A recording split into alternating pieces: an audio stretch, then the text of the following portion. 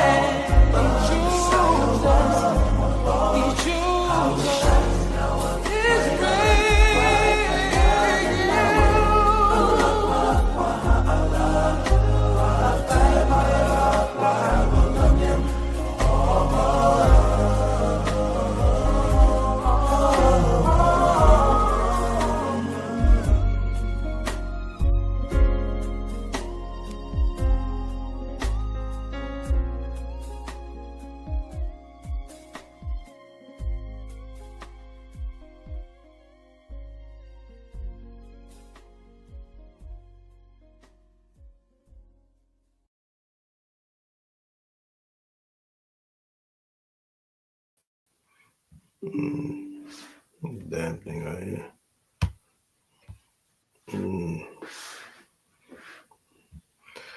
Hey, King Shalom, Shalom, my brother. Shalom, King Shalom. Shalom, how you doing, brother? Yeah, I'm good, man. I'm good, my brother. I'm good, man. Yeah, glad to be here, man. Another day, another week. This month is going by fast. Almost done. Our lovely brother won't join. He won't be here today with us, man. Apalaya won't be here today with us. All right, but you know the program must go on, and I'm sure he'll be back next week with us. All right. Go ahead, brother Mike. God, Shalom, everyone. Glad to be back on this Tuesday afternoon. Just getting out of the Sabbath a few days ago and ready for the next Sabbath. That's all. And good to have you back, brother, man. For sure. Glad to have you back. Definitely prayers was going up for you, man, you and the family. So, man, definitely glad to have you back, man. And ready to follow, man. Go ahead and run the lead, man. I'll follow through. Yeah, all praises, man. Glad to be back. All right. There's a lot of madness been going on in Israel and out of Israel, all all over the world and so forth. And our people love the madness. It's like a magnet that they draw, like it's drawn to it. You know what I'm saying? They're drawn to the madness, and the madness is going to catch up with you. It's going to catch up with you, man. I titled this lesson cast your burden on me.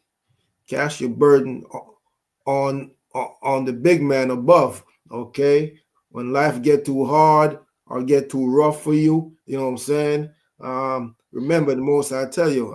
All right, he don't give you more than you can bear. All right, so keep that in mind. Okay, so you can bear it. All right, you can bear it.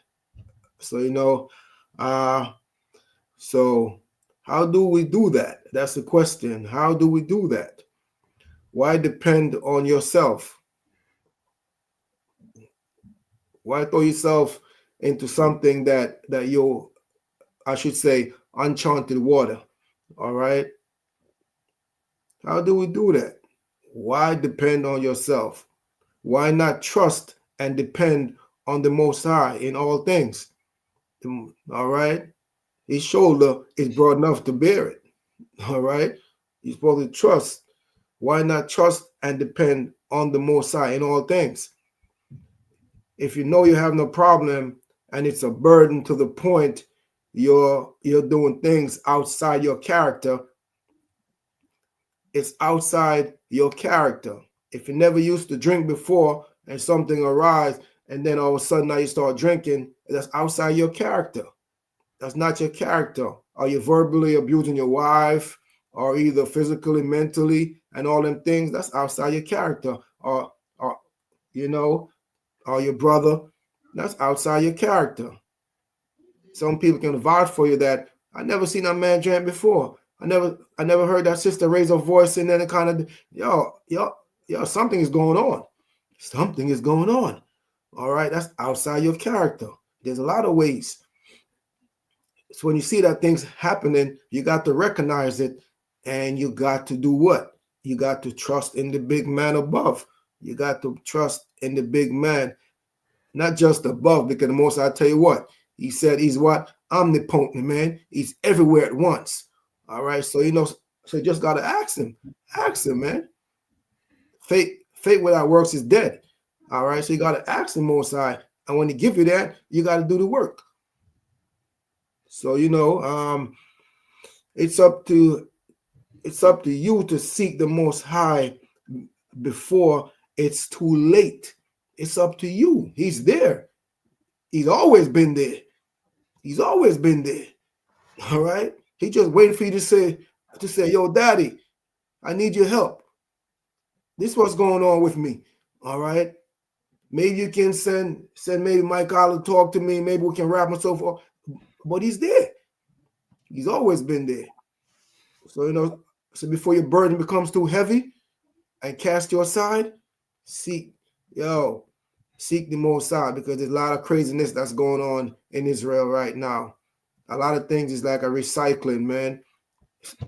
It's recycling itself over and over, and you're falling for the okie dokie. All right. If you don't have anything to add, Mike, give me 1 Corinthians 9:24. All right. To 27, 9:24 through 27, and I'm gonna summarize it up. Go ahead. All right, this is the book of 1 Corinthians, chapter 9, starting at verse 24.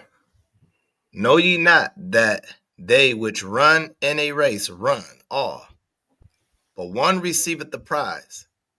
So run that ye may obtain. And every man that striveth for the mastery is temperate in all things. Now they do it to obtain a corruptible crown, but we an incorruptible. I therefore so run, not as uncertainly, so fight I, not as the one that beateth the air, but I keep under my body and bring it into subjection, lest that by any means, when I have preached to others, I myself should be cast away. You saw what Paul said? I'm gonna summarize it for you. All right. It's like running a race that require what? Rigorous training. Rigorous training. All right. To win a good prize. You're going for the good prize. So you go through all of that training. It's to prepare yourself. It's to win that good prize. And what's the good prize the Most High talking about? It's talking about the kingdom. It's for you to be qualified to make it to the kingdom. All right. It's to avoid being disqualified or cast away. So you're trying not to be in that group because you're seeking what? Is the kingdom. That's why you're doing all that training. You're doing all that running. It's to make it. It's to make it to the kingdom. Right? You want to set a good, strong example and not fall into sin. Okay. You want to set a good, strong example and not fall into sin. That's what it's about. That's what the race is running about, man. You're running a good race. And not fall into sin. That would destroy you. If you fall into sin, it's going to destroy you. So you run the race and you reach halfway there and 3/4 there, and then you're like, oh man, I can't go no more. What's that over there? Oh, that's some delicious pork or whatever it is, or some different abomination or some adulterous things and so forth. You gave up. So what's the sense? What's the purpose? All right. Self-discipline and control to make sure you don't fall short of the kingdom. That's what it's about. So you got to do what? You got to check yourself. You got to keep on looking inside the mirror to see if it's a good reflection, because only two persons know. Only two people know, man. If you're doing folly out there, only you and the Most High. And when you look in the damn mirror, the reflection, it reflects back at you and cuts your damn soul. That's why a lot of y'all don't want to look in the damn mirror, because your own spirit condemns you. It cuts you because you know what you're doing. Anything to add, Brother Mike? No, continue on, brother. All right. Give me Psalm 55:22. Man, that's the cash of burdens, man. I was gonna do that one a little bit later. You got it, brother. Rock with it. God, all praises, brother. In the spirit, man. That's what it's about, man. Staying in the spirit, man. You read my spirit. I wasn't gonna bring that out right away, but man, I want to continue to get your flow going, brother. All right. All right. Psalms chapter 55 and verse 22. Cast thy burden upon the Lord, and he shall sustain thee. He shall never suffer the righteous to be moved. Hear what the Most High said? Cast that burden upon the Lord. If you're going through financial situation and so forth, whether it be financial or any damn thing you're going through, man, the Most High got the scripture here is to comfort you. So the Most High said, cast that burden upon the Lord, man. Well, you don't have to go through this alone. You don't have to go through this by yourself. Your brothers is there. Your sisters is there. Who do you think put them there? You? Nah, you didn't put them there. So by you casting your burden upon the Most High going to look out for you. Okay. He's going to look out for you. That's what he wants you to do. It's to seek him. Seek ye the Lord. Seek him. That's what he wants you to do. He's your father. You have an issue? It's just like when you're going to high school or maybe junior high school, all right? you got your bigger brother or your bigger sister, all right, and you have an issue at school with some other dudes or some other girls, what do? You go tell your bigger brother and your bigger sister, all right, and they roll up. So why not? So why not your father? You looked at your bigger brothers them and your bigger sister them as what? As an elder and as a protector. So why not the Most High? Cast thy burden upon the Lord, and he shall sustain. Who's going to sustain you? The Most High is going to sustain you, man. He shall never suffer the righteous to be removed. Righteous mean being right. You're keeping the Most High laws, keeping the Most High commandment. That's what it's about. As long as you stay in the spirit and stay in the word and be occupied in the Most High program, all right? The Most High will always protect you. He's always got your back. So what's the problem? I see some of y'all running around with your head like a damn chicken ain't got no damn head, man. You ain't got no damn body. You just running around all them goofy and crazy. Something happened out there. Oh, man, now y'all got thrown off. Okay? Y'all got thrown to left field and right. Man, you're supposed to stand fast in this truth right here. You're supposed to stand fast, unshakable, unmovable. You see the Most High moving? He's shaking and baking. Yeah, because prophecy is being revealed. We're at the end of this thing now. And you want to stop running? You want to stop running? That's the biggest mistake you can ever do. All right. Anything to add, King? Yep, definitely. I just want to just go over that one also behind you. You know, like it says in the scriptures, cast thy burden upon the Lord, and he shall sustain thee, right? And that sustain is definitely he will support you. You know, especially around this time, right? You know, this is most likely, especially for people that's new in this truth. You know, this is like a deadly time because when we dealing with these stupid holidays that's coming up, a lot of the new people that may have just joined the forces of the Most High, and let's just say they started it way back in, let's say early May or something like that. You know, you start off on fire, everything is going great, but then the last 3 months they call the so-called end of the year. That's when you get your Halloween, your Thanksgiving, your Christmas, so on and so on. And this time is when it gets really tough because for a lot of people that's new, because you're used to being around family when they call this situation Thanksgiving.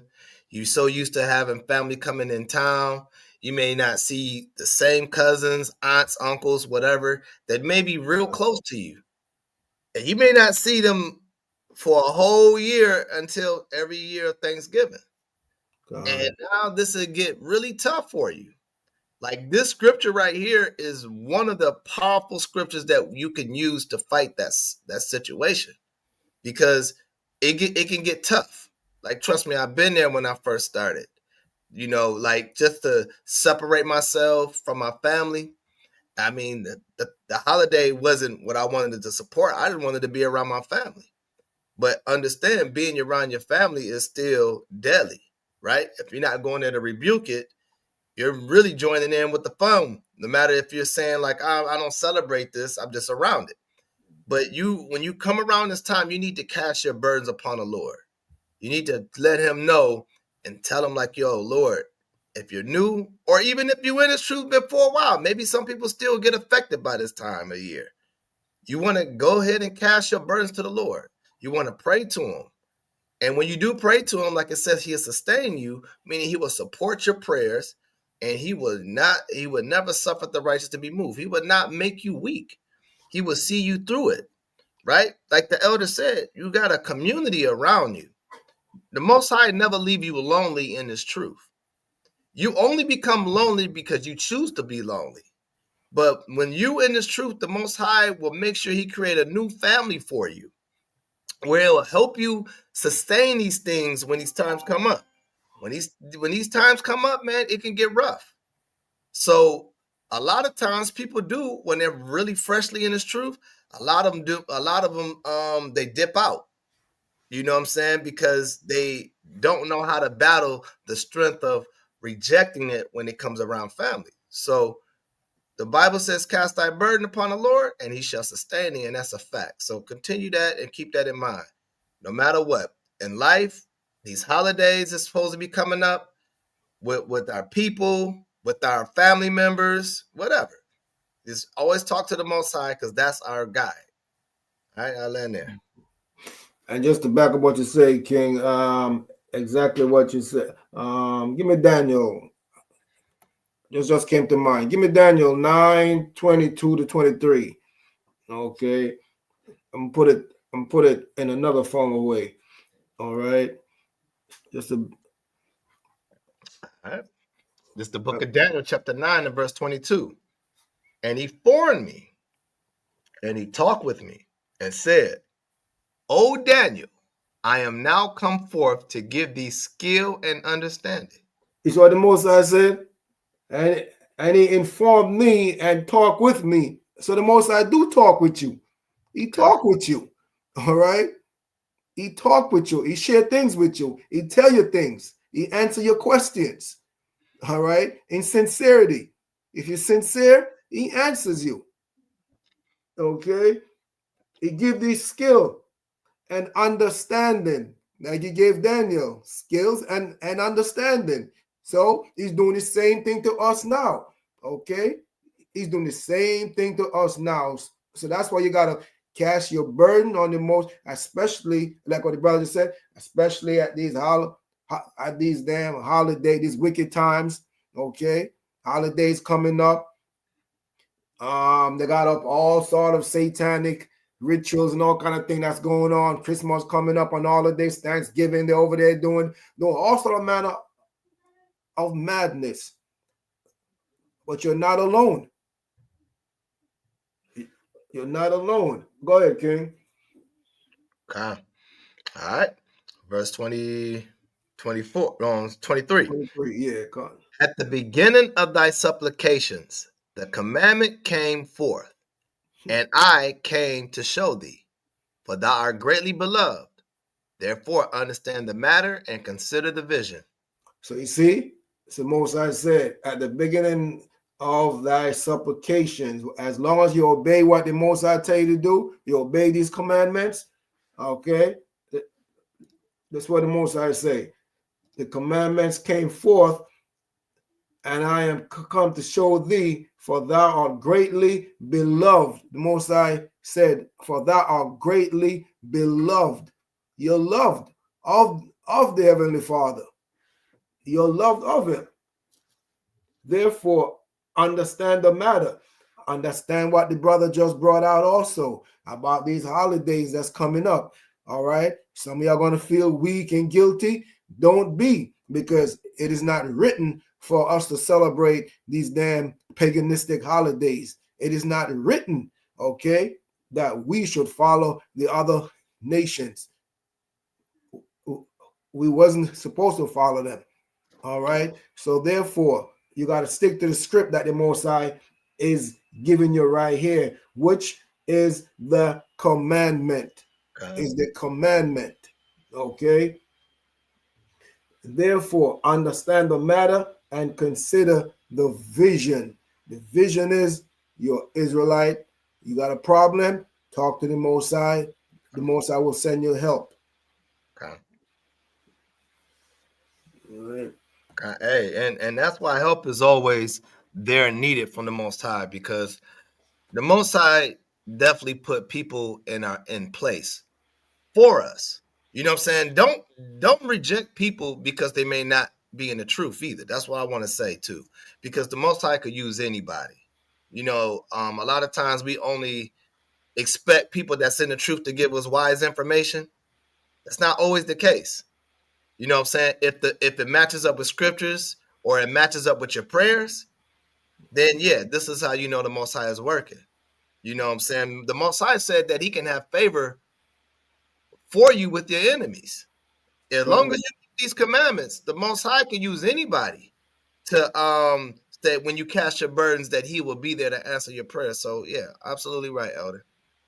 God, 100%, man. You know, you be working with different kind of people, different groups of people. All right. Like I work with a lot of Jakes, and you know, y'all don't know what I be going through. Y'all don't know what I be suffering. The suffering I be going through, man. Okay, you know, only a couple brothers almost have to know, man. All right, it is crazy. All right, you got to cast your burden up on the Most High for real, for real.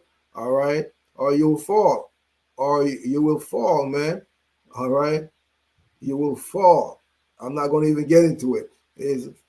I worked with them brothers last night again, Mike. So you know, all right, all right, and that's all you can hear is wagonaire, wagonaire, wagonaire. She got a wagon, dog. She got a wagon. Okay, she got a wagon. Yeah.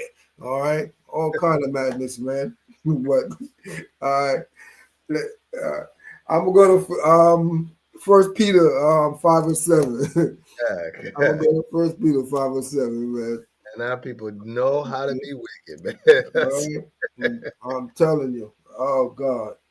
Oh All man. right. Crazy, man. All right. All right, this is the book of First Peter, chapter 5 and verse 7. Casting all your care upon him, for he cared for you. So the Most High said, casting all your care upon him, for he careth for. He does care for you. Like he said to Paul, Jacob have I loved, but Esau, hell with Esau. All right. I love Israel. All right. Casting all your care upon him. So if you got a problem, you got whatever problem you're facing, what problem you're having, okay, don't be rash to make any kind of decision that you're unsure. Talk to the Most High first. All right. Talk to the Most High first. Like what the Bible brought out again, Most High will send someone your way. Don't get it twisted now. Our Father not going to get off his super throne to come down to you and say, listen, man, okay, 1 + 1 is 4. 1 + 1 is not 4. Okay, it's 2. Okay.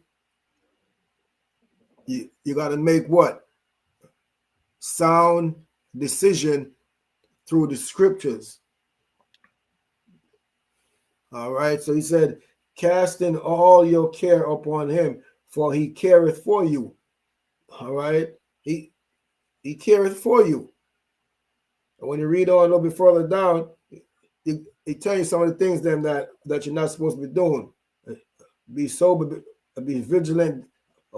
Okay, like in these last days, the devil, man, you're going to face tribulation in these last days, but it doesn't mean for you to give up.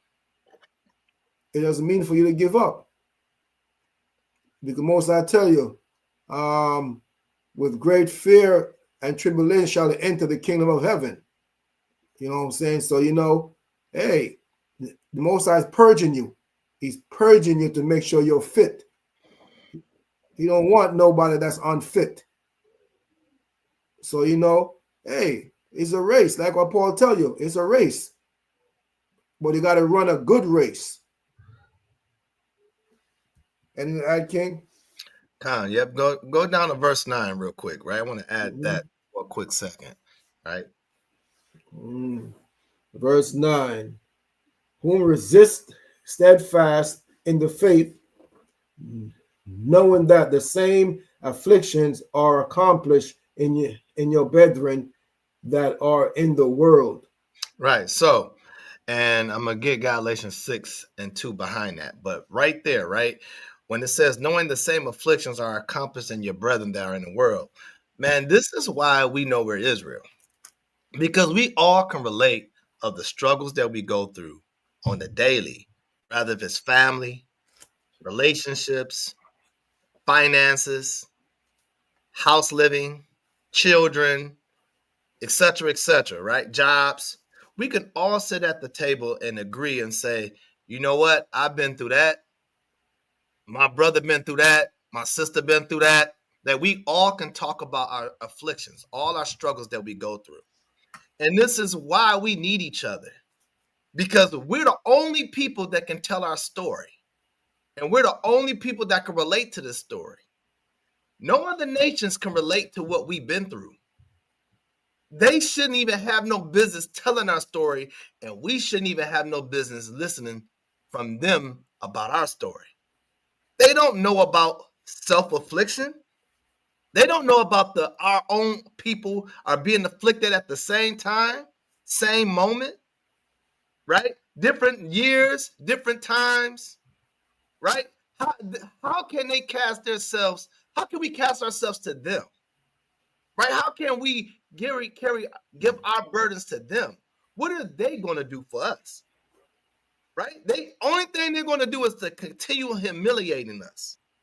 So when we have an understanding that we are the people, and we know that we can relate to each individual struggle, we only have one source that we need to go on and ask for strength and pray for forgiveness and pray for help is the Father Yahweh. That's it. Like, why do we got to go to somebody else that don't look like us to cast our burdens? Like, what are they going to fix? No matter if they bless you today, guess what? You're oppressed tomorrow. No matter if they press you 1 minute ago, the next minute you're still oppressed. So guess what? Be around the people that are oppressed, that understands why we are oppressed, and build each other up, right? Let me get Galatians 6. And I want to get verse 2. Yeah. Bear ye one another's burdens, and so fulfill the law. Start at verse 1. Start at verse 1. Brethren, if a man be overtaken in a fault, ye which are spiritual. Which are what? Which are spiritual. Gotta be spiritual. Go ahead. Restoreth such an one in the spirit of meekness. In the spirit of meekness, right? And that's the spirit of the laws, right? Because the laws makes us meek. When we don't have the commandments and laws, man, we're a proud people. We think we got it all figured out. We don't need to cast our burdens on anybody. I got this. But the Most High said, restore such an one in the spirit of meekness. Go to the person that has the same kind of mindset like you. Don't go to a person that don't have the same mindset like you, or the person that thinks they understand your struggles. These nations don't understand our struggles. They laugh at our struggles. They don't care about our struggles. They act like they do. They want you to cry on their shoulders so they can learn information and then laugh at you behind your back, keep you oppressed, right? And then it says, what? Finish the rest. Considering thyself, lest thou also be tempted. Right. Go to your neighbor, man. While you're going to your neighbor, let that brother uplift you. And let the brother or sister direct you. And you as a brother and sister should be able to be a comfort. Because if you don't, then you will fall into temptation. You don't speak your word. You don't speak your mind. You just let the sin or let the struggle on your neighbor stay. We can't be like that in this truth. Right? Read verse 2. Bear ye one another's burdens, and so fulfill the law of Christ. Because that's the whole matter, is the love. When you care about your neighbor, you understand and hear your neighbor, that's the love of Christ. That's the whole law. Don't you know the 613 laws that we keep is all equal to love? Correcting, not backstabbing, helping, willing to deliver, be an ear to listen. You know what I'm saying? And not even go and tell the person that what this person said about this person's situation, then you go run and tell another brother to go make fun of. But you want to act like you really caring for their struggles. Like, no, we can't be like that. We can't be busybodies. We can't be liars to one another. We got to bear each other. Listen to one another, because guess what? We all been off that ship. And guess what? We all trying to get back home from this captivity place. And all right, and I land there. Then I got something to go with that with you, King. I'm gonna read First Thessalonians 5:14. Now we exhort you, brethren, warn them that are unruly, comfort the feeble-minded, support the weak, be patient towards all men. So that's what the brother, so we just read. We got to support one another. You might be weak in one thing. The brother might be strong. Let's just say the brother might be strong in, what's Israel's biggest problem nowadays? One of them, I would say, alcoholic. Okay? His brother might be strong in alcoholic. All right? He's on move. All right? He can't be tempted with that. You can tempt, but he's not going anywhere. And you have a feeble brother. All right? So Mike is going to help that brother be stronger. He's going to help that brother. He's not going to tempt the brother with the alcohol. He's going to help that brother to be strong. But at the same time, that brother got to want to be strong too. He got to want to be strong. The first acknowledgement is to acknowledge that you want to be strong and you want to keep these laws that the Most High commanded us to keep. All right. So, so you got to be strong in these last days. You got to be strong. If you're not strong, man, a lot of brothers or sisters, all right, going to fall by the wayside. Okay. So, all right, King, give me Proverbs 10:27. Proverbs 8:28. All right. This is the book of Proverbs, chapter 10 and verse 27. The fear of the Lord prolongeth days, but the years of the wicked shall be shortened. Yeah, the Most High say, the fear of the Lord prolongeth days. Who prolongeth days? Is the Most High that preserve your life. He preserve your life for you to live a long, lasting, good life. If you do what? If you keep these commandments. It's all about the commandments. It's all about the Most High commandments and doing what's right. Remember what the Most High say. If you got an issue, come see him. Okay.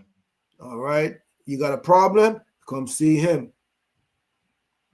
Don't let pride get in the way. Okay. Don't let pride get in the way now. Okay. But the years of the wicked shall be shortened. If you don't come see the Most High in righteousness, your day is going to be cut short. Okay. We have to know the natural wicked, his days is doom. All right, but the wicked of our people, your day is going to be cut short if you don't see the Most High. We all got problems. There's no man on the planet Earth that don't have a damn problems. Or a sister. There's none. There's none. Okay? There's none. But it's how you go about it. It's how you go about it. So you gotta put the burden on the Most High. Take it off your shoulder. Put it on him. He will help you. And the ad king. No, continue. All right, give me Proverbs 9:11. 9:11. All right. This is the book of Proverbs, chapter 9 and verse 11. For by me thy days shall be multiplied, and the years of thy life shall be increased. You know what the Most High say again? He's repeating himself. He's repeating himself. For by thy days shall be multiplied. For by me thy days shall be multiplied. By him. All right. And the years of thy life shall be increased. You do what's right, the Most High going to increase you, man. Remember, the race is not for the swift, but what? He that endureth unto the end. We running. You can't stop running. You can't stop work. You can't stop put your hand to the plow. You got to go out to camp. What's the problem? What your face screw up for? I got to go out to camp. You rather stay home and do what? And drink and do what? What? Fornicate and do what? Man, there's no greater job. In my opinion, there's no greater job. And I say that proudly for myself. There's no greater job than to do the Most High work. All right? There's no greater job, man. Okay? I've been around for a long time. I've seen a lot of stuff. I've seen a lot of things. All right? So, there's no greater job. Okay? Even when it was being what? Misused and all of that stuff, we didn't go nowhere. We still stuck it out. And the Most High removed those obstacles out of the way. He removed them. But you just got to hang in there. So the Most High say, for by me. So that's who you want to seek. For by me, thy days shall be multiplied. So again, cast your burden upon the Most High. And that, King? Yeah, this came to mind, right? The person that had the biggest issue in life was Yahawashi, right? And this is what he did when he was going through a lot. You know what I'm saying? This is definitely an example. When we're going through things in life, Yahawashi still pushed through. He didn't give up, but he knew who he can rely on, right? He understood that he had his 12 friends with him. You know what I'm saying? He understood he had 12 friends, but he understood that the biggest source to go to was Yahawashi, especially of a time like this. Let me get Matthew 26. Matthew 26, and we're going to start at verse 36. Matthew 26, 36. Right? Because Yahawashi is the biggest example, right? That's why Yahweh had to make him the true living lamb, so we can understand how to move and operate as men and women. And when we go through things, Yahawashi showed you himself that was written, what he went through and how he handled these things, right? So when that's why the Bible says in Romans 15:4 that this was written 4 times. Because if you understand these things, when we go through life that's difficult, we're going to take the examinations of our forefathers, especially Yahawashi, right? So let me start at verse 36. 6.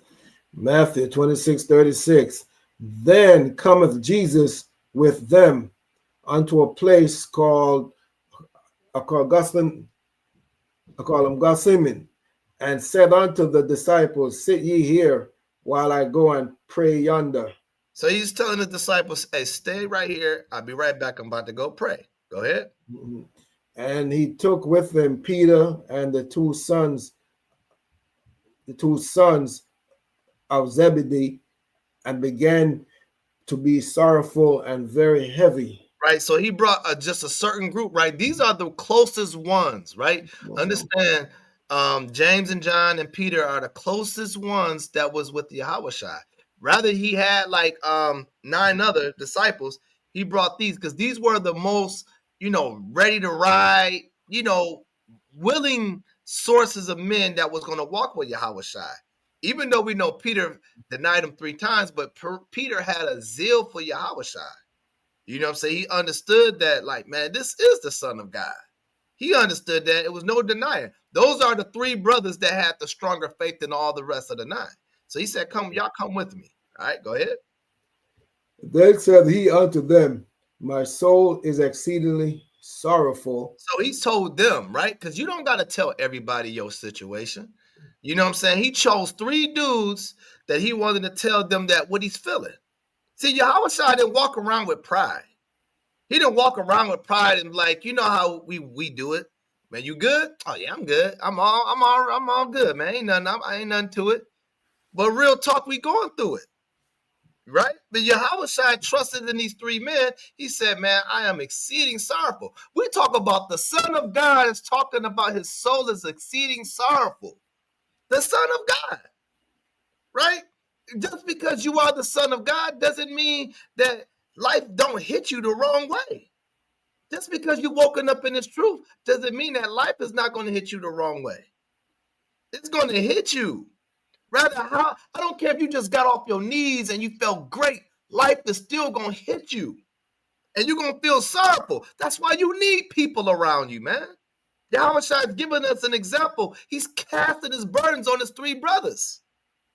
Hey, think about it. This is Yahushua explaining his weakness to his brothers, and he don't even have to deal with them. This is the Son of God right here. This is humility, basic 1, 2, 3. This is humility. And we act like we're better than Yahushua when it comes to this. We are prideful when we know we're going through something deep inside, and we want to make it sound like we're the strongest man or the strongest woman. And I know I've done it plenty of times. And so I'm never going to say, that's not me. No, this is a cut for myself. You know what I'm saying? I didn't expect to go read this part, but this is a cut for myself. You know what I'm saying? I need my brothers. I need my sisters. I need to cast my care when things is going wrong. Right? Continue, Elder. Just start from the... Yeah, go ahead. Yeah. Then said he unto them, my soul is exceedingly sorrowful, even unto death. Oh, even unto death. So guess what? He was even worried about dying. Not the way that we thinking that he was afraid to die. Got to think about it, man. He about to lose his friends, and he's about to go through some crazy, excruciating pain. He understood what was coming. This is why we be careful what we say. Like, hey, man, if I'm going to die, I'm going to die hard. I'm good with it. You don't know what your death is going to look like. Yahushua understood what his death was going to look like. He understood, like, man, I'm going to miss y'all. I'm going to really miss y'all. Right? Because he's showing the side of his emotions. Right? Go ahead. Tarry ye here and watch with me. Stay here and comfort me, right? Just stay near me, just comfort me. Go ahead. And he went a little further and fell on his face and prayed, saying, O my Father, if it be possible, let this cup pass from me. He like, let this not happen. Like, not right now. He loved these men. Hey, man, he loved his people. He enjoyed the company and the camaraderie. But he don't want to go through that pain, though. But he understood his mission. He understood his mission. But I understand the mission. I know what I signed up for. I know that I signed up that, I want to be respectful to the Most High. I want to show honor to him. I want to keep his laws, statutes, and commandments. I love the brotherhood, the sisterhood. I love it all. But guess what? Every time I go out there and street teach, I know I'm one day closer of not coming back home. And I don't want that to happen, but guess what? If I have to go through it, I'm going to have to go through it. But I'm being honest, I don't want to go through that. To leave my family behind. That's why us as Israelites, especially men, teach your household. Be the example of your household, because you don't know when it's time to go out there and street teach, you don't know if you're coming back home to teach another day. You don't know if you're going to be able to see your kids or your wife's eyes and see your wife's eyes again. You don't know. right? So stay prayed up, right? Go ahead. Nevertheless, not as I will, but as thou wilt. Uh-huh. And he cometh unto the disciples and findeth them asleep, and said unto Peter, What? Could ye not watch with me 1 hour? Right. And he was frustrated, right? Because y'all my homies, man. I need y'all to have my back right here. I'm about to die for y'all, man. Have my back. Just for 1 hour, y'all couldn't stand the test. Go ahead. Watch and pray that ye enter not into temptation. The spirit indeed is willing, but the flesh is weak. The last one. He went away again the second time and prayed, saying, O my Father, if this cup may not pass away from me, except I drink it, thy will be done. He said, let your will be done. He didn't say, hey, Lord, take it away.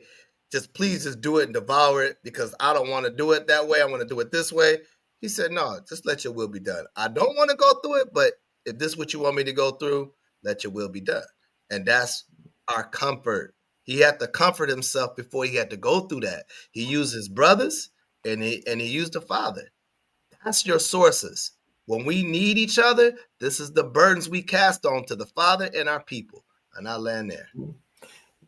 And even more, King, you see, this goes into a lot, man. It's if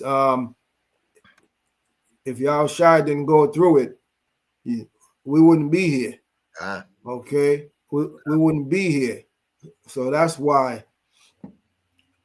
So if he didn't go through what he had to go through, the death, and carry the burden of our sin, we wouldn't be here. All right. It was a heavy burden. He was carrying a heavy burden, man. Very heavy. All right. I don't think sometimes y'all got to sit back and just meditate on things. All right. Meditate on things, man. And sometimes the Most High will open your understanding to a deeper understanding and show you more things. All right. And you'll say, damn, Yahushua, he brought his disciples in with him because he needed backup. All right. He shared the burden with them too. All right. All right, King. Let me get where am I? Give me Deuteronomy 38 and 8. 31 and 8. Deuteronomy 31 and 8. All right, this is the book of Deuteronomy, chapter 31 and verse 8. And the Lord, he it is that doth go before thee. He will be with thee. He will not fail thee, neither forsake thee. Fear not, neither be dismayed. Did he fail Christ? No. That's the question that I'm asking you out there. Did the Most High fail Christ? Let thy will be done. He didn't fail Christ. So if you do the Most High will, he gonna fail you? The Most High said in these last days, there's going to be all sort of madness going to be going on. All right. Even some people that's inside the truth, that claims to be in the truth, they're going to leave the truth. So does that mean that you leave with them? That if you leave with them, that means you're a follower of men. You're lovers of men.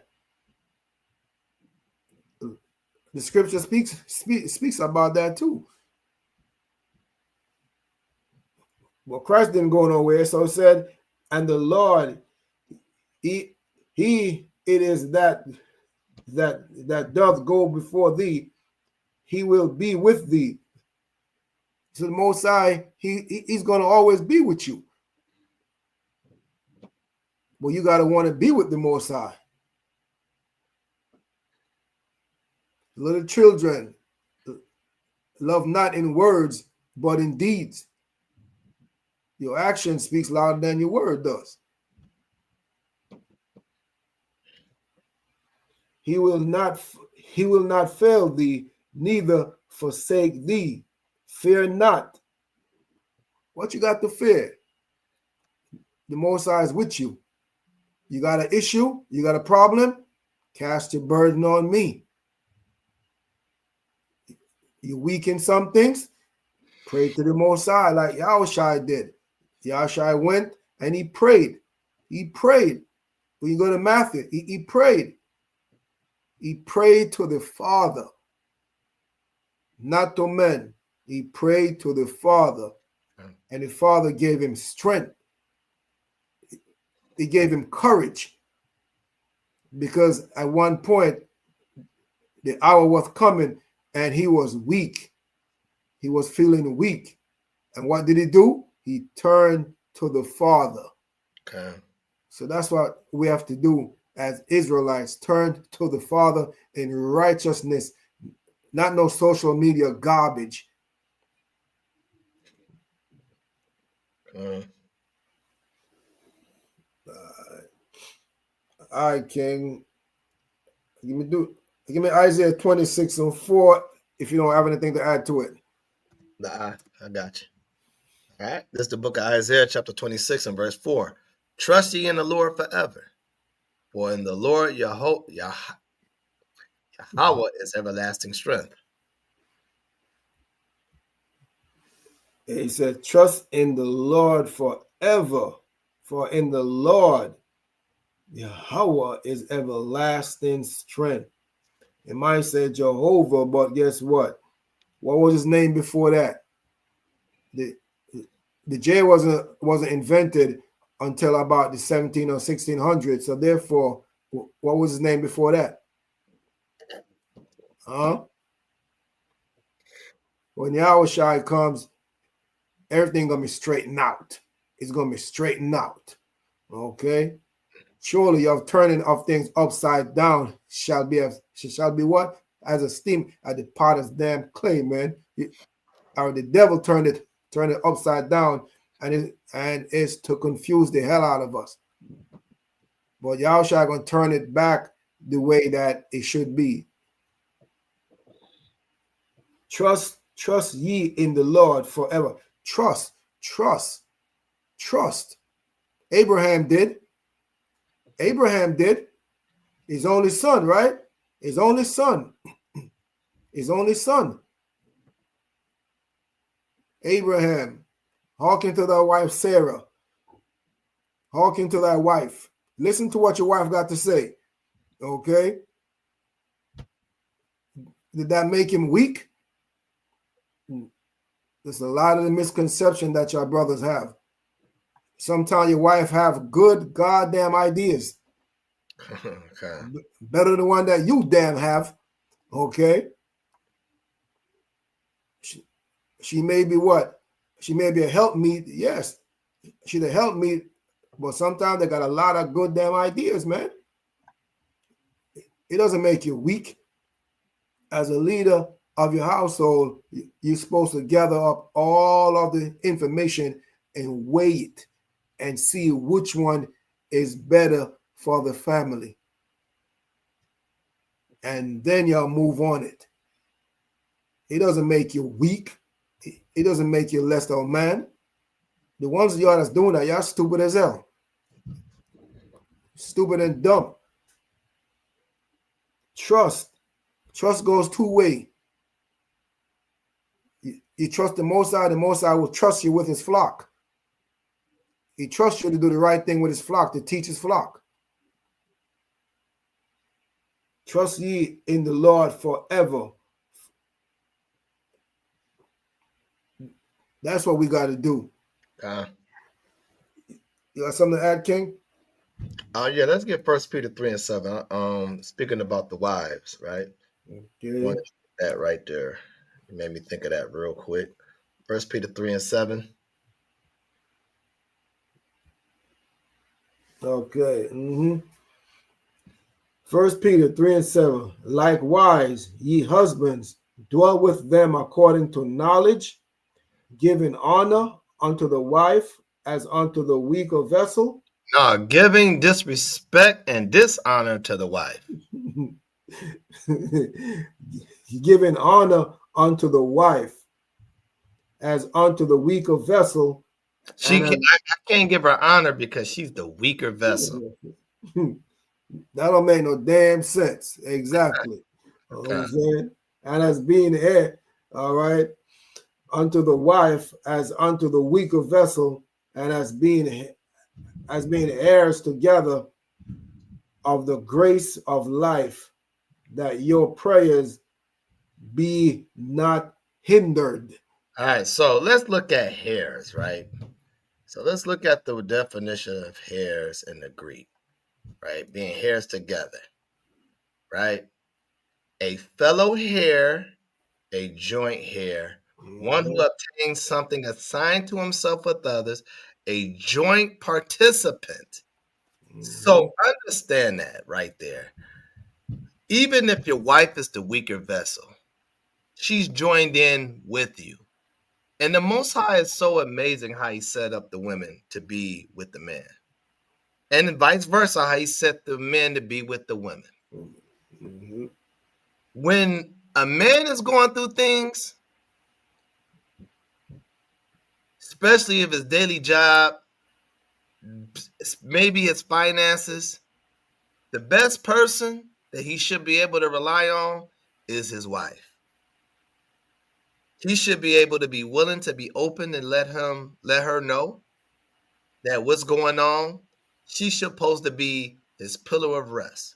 That's why the Most High said, be a pillar of rest. When the woman has been a pillar of rest to her husband, it's because he has cast his burdens on her and she knows how to comfort him. It starts at home. If you want to get your burdens together, you should be able to rely on your significant other, the joint hairs. You know, I've been a victim to that before. You know, I've done that where I wouldn't tell my wife too much of things because I didn't want her mind to worry. And I get it. Some people, they may not be like, no, I'm not going to do that. And I've done it. You know, I've done it numerous times. And once I gave it a shot to go ahead and express how I was feeling with finances or just being worn out and tired, she was my pillar of rest just by letting me know of like, you know, you can tell me anything. I'm here. That's why I'm there for you. And it gave me that boost of confidence because a lot of times we wrestle with our own selves, believing that we may not want to tell the wives because we worry about we're making them worry. But sometimes it may be the best thing that you could ever do. It might be that you can't even get it from your fellow brethren, but you would get it from the person inside your home. And I have learned that, and I have taken honor in that and respected that and see that, yes, it worked for me. You know, because when I do go through things, hey, I go ahead and give it to the Most High, and I talk to my wife, and guess what we do? We get up and pray together. And guess what? Literally, what I've witnessed. I've seen the power of the prayer, that burden that I was carrying, I didn't even feel it on my shoulders anymore. You know, I remember having problems with my back. I had back problems going on. And a lot of it, you know what I'm saying, it was the wrong kind of foods I was eating. And I did a detox. I felt good, cleaned that up. But then I had a stressful night one time and my back started hurting again. And I'm like, no, I ain't been really eating off crazy. And what it was a lot of stress that I was carrying on my back. And I started praying, me and my wife, in the middle of the night. And honestly, literally, when we got done praying, I lay back in the bed, my back was gone. Because why? We carry as men, we carry so much stress, and sometimes we don't realize it. But when we release it and let someone carry the burdens and share it, and we give it to the Most High is a man of his word. He will give you the strength. And I'm a living witness of that. So I wanted us to bring that out because you brought up the wives. I land there. That's true, King. We all live in testimony, man, to a lot of things. All right. Like I always say, the wives they're not just there for their pretty looks. Yeah. All right. They're not just there for the pretty looks. All right. So, you know, you got to lean on them sometimes. All right. And some men don't want to lean on them. You're a damn fool. You're a damn fool. We just read the scriptures. Likewise, ye husbands, dwell with them according to knowledge. According to knowledge. The brother couldn't put it no better way, man. He could not have put it no other better way. Giving honor unto the wife. Giving honor unto the wife. Give credit where credit is due. All right. Give credit where credit is due. Okay. She's not your doormat for just wipe your feet on. Okay, come on, boom, boom, boom. All right. She's not. Okay. A lot of forget. They're also what? Queens and princesses of the Most High. Okay. And watch how you treat them. Be careful how you treat them. Okay. All right. Let me get King Proverbs. Let me go to my man Proverbs 16. Proverbs 16 on what it is again. Proverbs 16:3, I believe it is. Okay.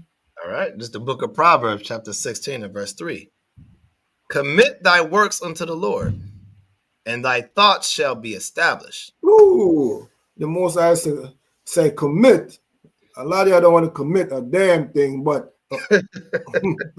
okay. a lot of them, man.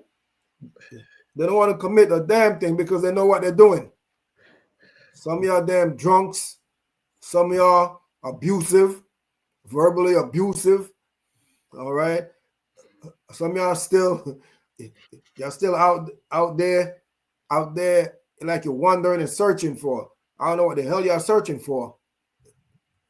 Everything that you need is right here. It's right here. Commit thyself unto the Lord. His commandments is not grievous. It's not grievous.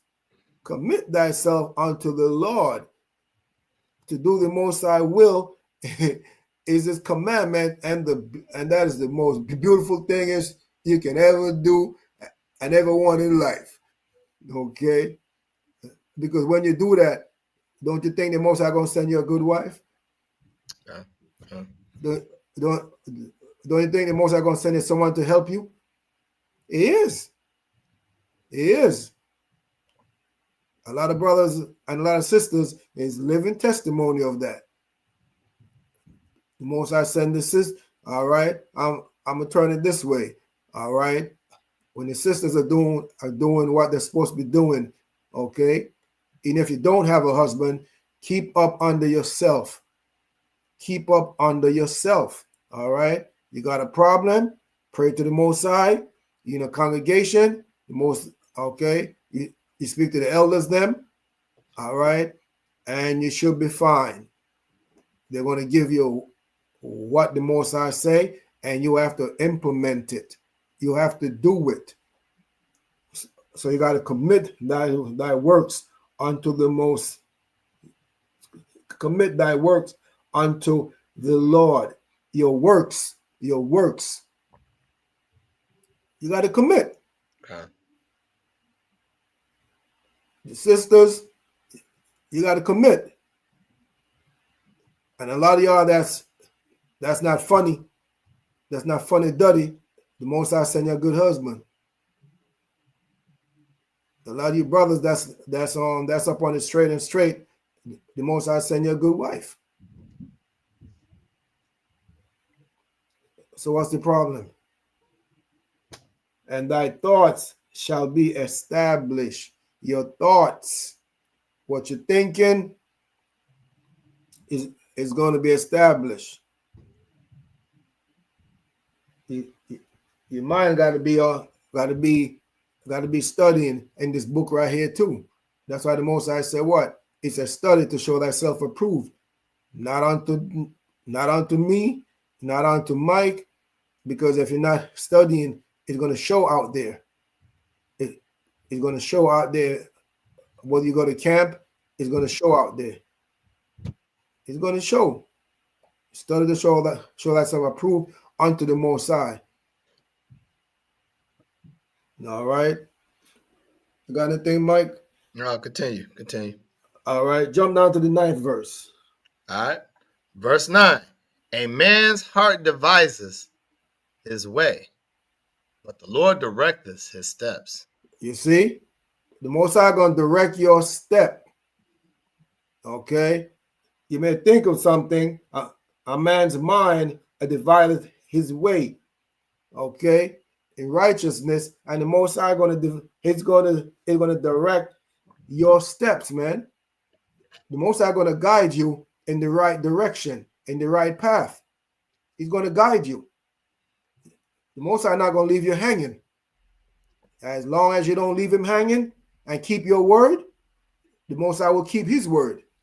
Okay. Ask Moses. Ask Aaron and them. Ask Joshua. You can go to the book of Joshua. Go ask Joshua.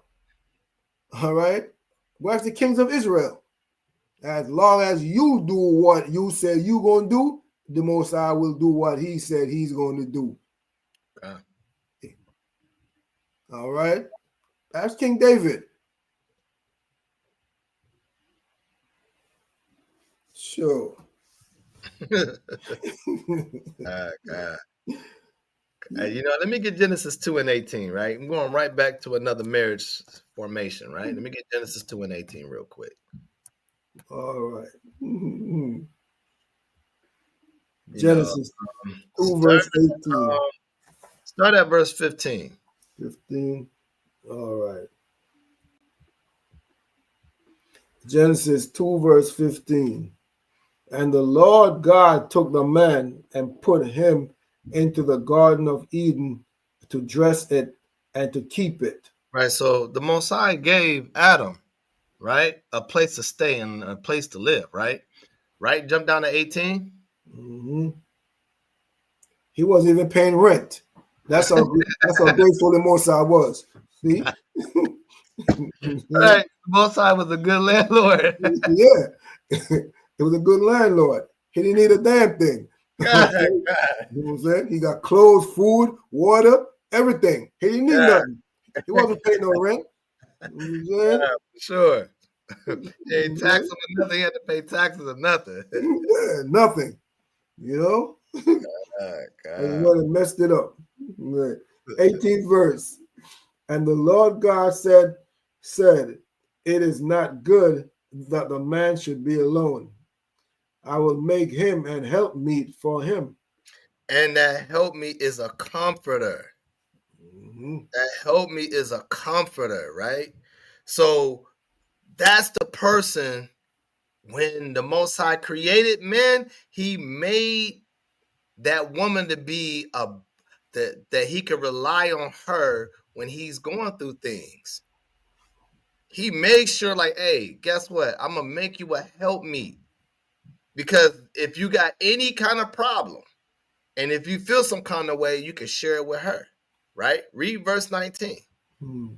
And out of the ground, the Lord God formed every beast of the field and every fowl of the air and brought them unto Adam to see what he would call them. And whatsoever Adam called every living creature that was made thereof. Mm-hmm. And Adam gave names to all cattle and to the fowl of the air and to every beast of the field. But for Adam,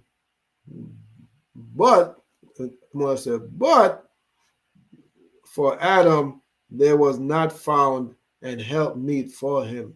Right, because Adam had a lot to do. Adam had a lot to do to name the animals, to give them their titles. You know, whatever the animal was, the name fits it. So Adam made that strength of naming these animals, and he got weary. He got a little bit weary. So the Most High was like, you know what? I'm about to bring you a wife. You did a lot of work. Mm-hmm. So I need to bring a helpmeet with you. And watch this. Go verse 22. Mm-hmm. And the rib which the Lord God had taken from men, made he a woman and brought her unto the men. Uh-huh. And Adam said, This is now bone of my bones and flesh of my flesh. This is one spirit. We come one body, one mind, and one spirit. Go ahead. She shall be called woman, because she was taken out of men. Because she's going to understand me. We're going to be able to relate with one another. Because when she go through things, I can lift her up. When I'm going through things, she can lift me up. That's why the Most High did that. You couldn't be alone. You can't be alone in this truth. Because you need to cast your burdens on to someone. Mm-hmm. You just can't say, I'm just going to cast my burdens to the Most High and that's it only. I'm not. You see how Yahweh Shai made the description in Matthew 26? He brought James, Peter, and John with him. He explained his situations with them. And then guess what? He went to the Most High. It takes a group to cast your burdens. Yeah, you can give it to the Most High. But guess what? The Most High also wants you to go around the congregation also. Because why Yahweh Shai told them to pray for him, even though they didn't do it, is because two is better than one. And it's more powerful. So guess what? When you got a wife, you got a husband, then guess what?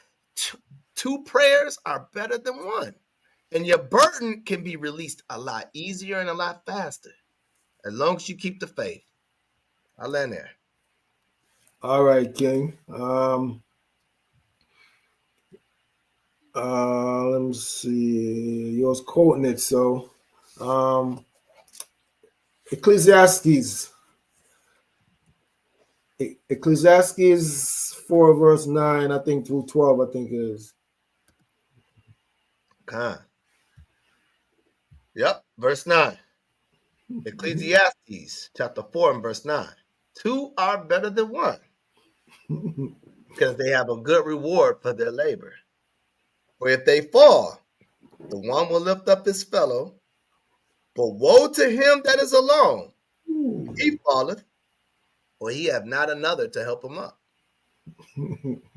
Playing upon tables.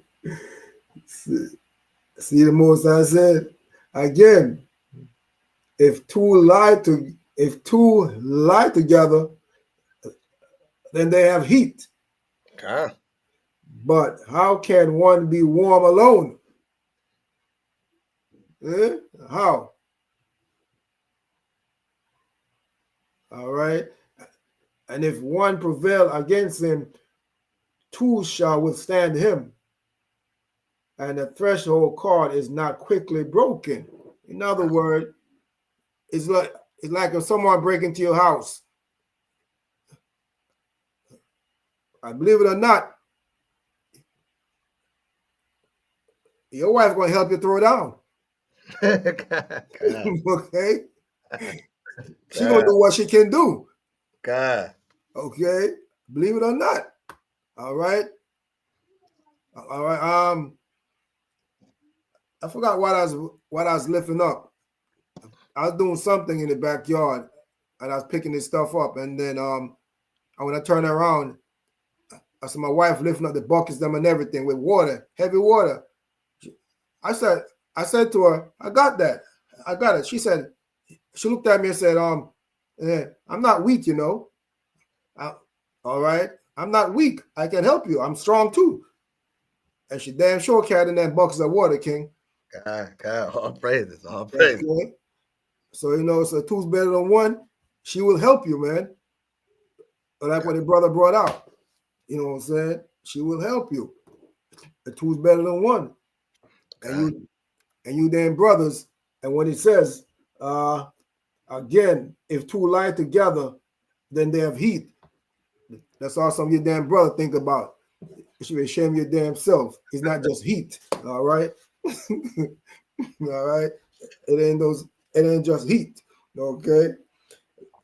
Let me get Exodus, King, 14:14, man. Gotcha. All right. What chapter? Exodus 14, and 14 down to about 16, I think it is. Con. This is the book of Exodus, chapter 14 and verse 14. The Lord shall fight for you, and ye shall hold your peace. See, the Most High said, for the Lord shall fight for you. And the Most High done gave nations, man.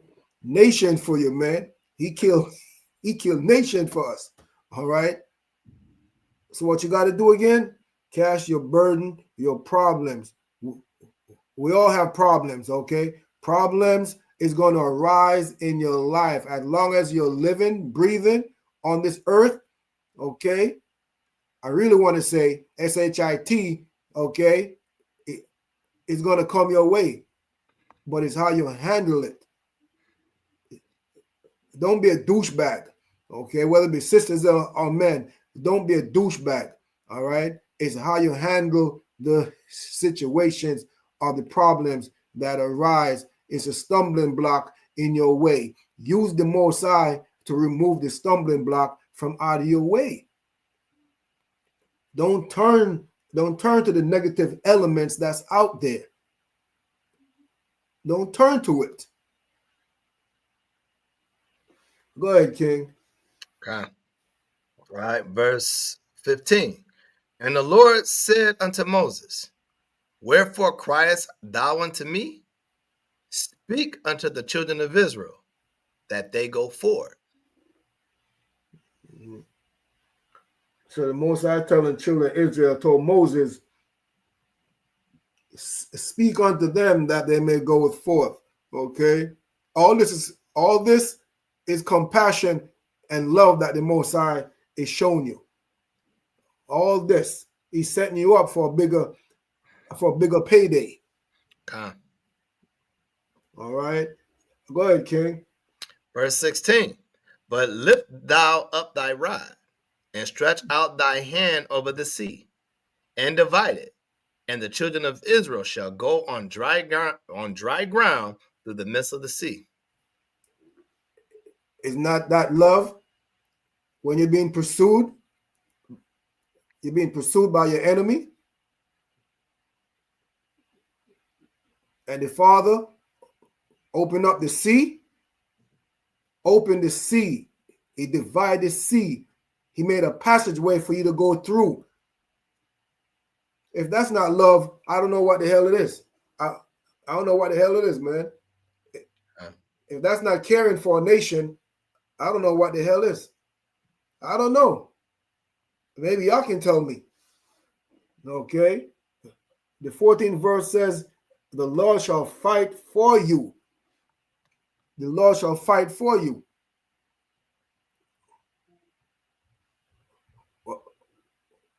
What Ella Korab always say? There's no greater God, there's no greater power than our power. And that is correct. There's no greater power than what we have. And he's for us. Nobody else. Okay. So let's try to get our act together. But lift up thy rod and stretch out thine hand over the sea. If I do that with this pen right here and say door open, the door ain't gonna damn open. But our power do that though, is open. Okay. That's just showing you an inkling of his power.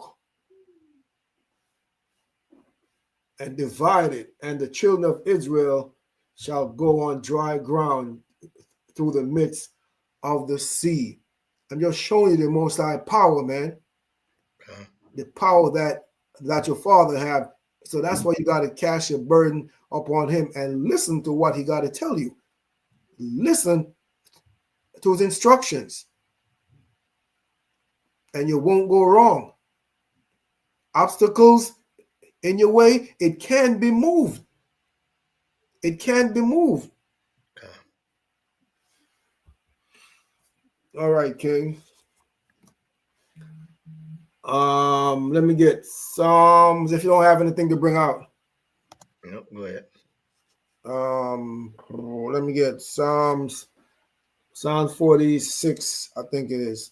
Psalm 46 and Psalm 46 and 5, I think it is. All right. All right. This is the book of Psalms, chapter 46 and verse 5. Yahweh is in the midst of her. She shall not be moved. Yahweh shall help her, and that right early. You see, the Most High tell you he's in the midst of Israel in another part of the scripture. He's in the midst of Israel. Okay. Yahweh is in the midst of her. She shall not be moved. Hey, you got the greatest power on the planet Earth and everywhere else. The greatest power. Okay. And what's the more? Hey, the Bible tell you, man, okay, if the Most High before us, who can be against us? Okay. Oh, who? The Chinese? The African? Who the hell cares? We got the greatest power ever, man. He tells you, all right? He's in, hey, man, I don't think you understand sometimes the severity of the Most High power, man. It's unlimited. Like y'all been watching the damn commercial go, the damn capital thing there. You got an unlimited cashback and all that junk. All right, so got the Most High is unlimited power, man. Okay. And he's in the midst of Israel. We are the Israelites. Okay. Yo, it scares me sometimes, man. It scares me sometimes when you see what the Most High can do. Okay, it scares, man. All right, you got anything to add, King? Allah. All right, let me get St. John 14. I think it's 14. You said 2 John? No, St. John. Okay. St. John 14. 14, I think is verse 6. Yep. All right, let me get this is the book of John, chapter 14 and verse 6. Yahushua said unto him, I am the way, the truth, and the life. No man cometh unto the Father but by me. Oh man. Well, Jesus said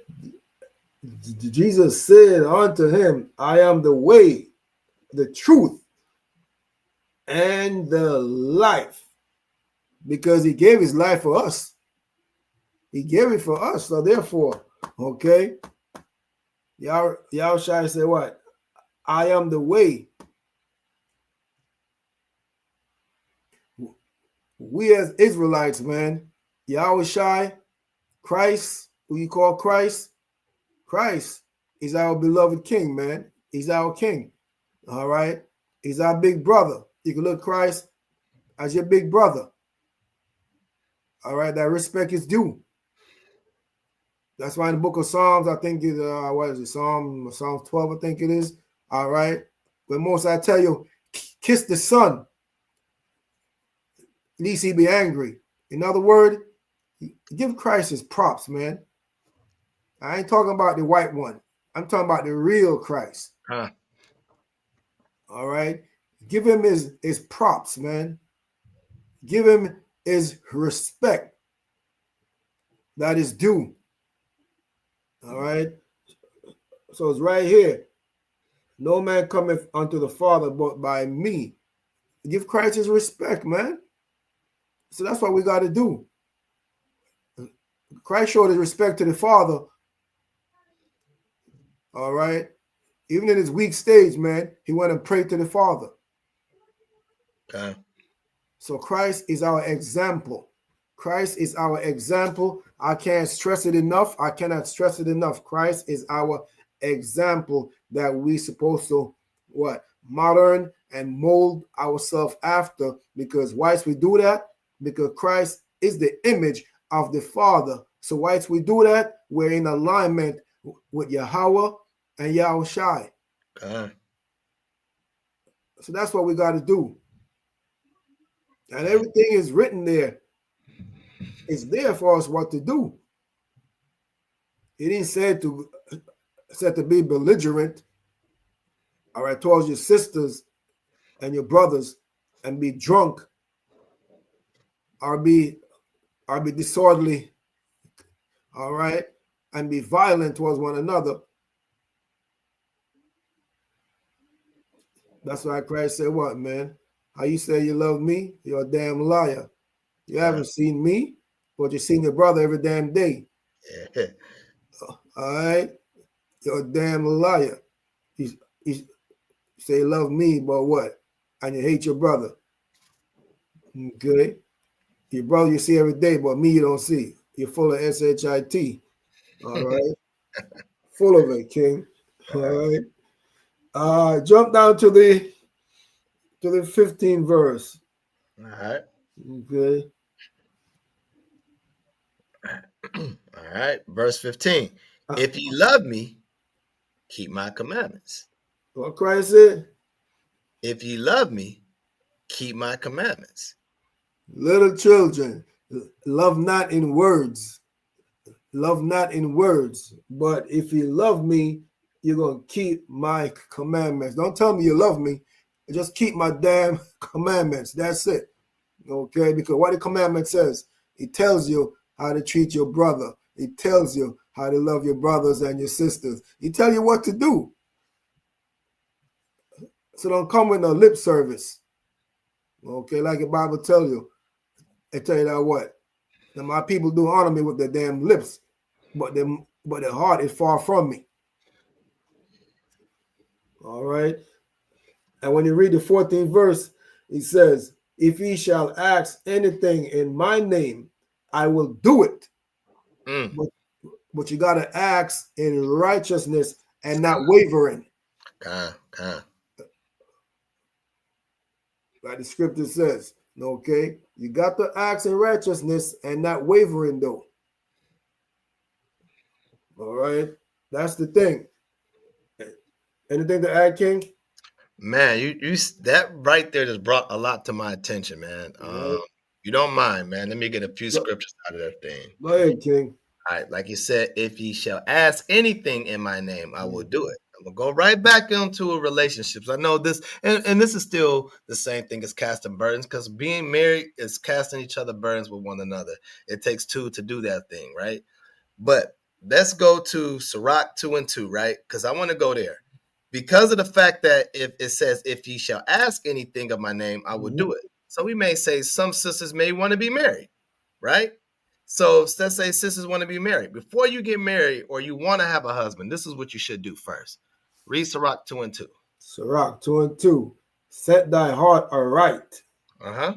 Heart represents your mind. Uh-huh. So I'm going to say, set thy mind aright and constantly endure and make not haste in time of trouble.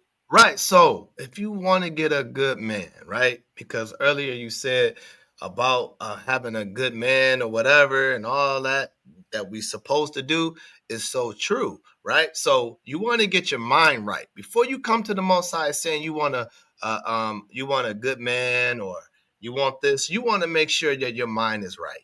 You want to make sure that you are in order, and the order is keeping His commandments. And then you'll constantly endure, constantly keep pushing the needle with the Most High. Endure to the end, right? Endure until the time comes. And make not haste in the time of trouble. Don't make haste of saying, I want this man because he's a very good looking man, right? I want him that, but he's don't have no commandments and laws based in him. You know what I'm saying? Or he may have commandments and laws, but he don't know how to treat the woman right. You got to definitely be careful how you choose wisely. You want the Most High to choose your man, not you choose the man, right? So that will be in the time of trouble if you're rushing it, right? So now let me get Philippians chapter 4. Let me get chapter 4, and I think it will be verse 6. Philippians 4:6.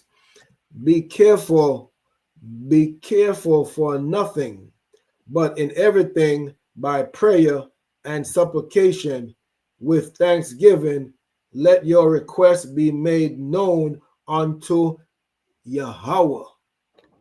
So be careful for nothing. I mean, don't worry about anything. You know, like when you're trying to find a man, don't worry about it. The Most High heard your prayer as long as you got your mind right.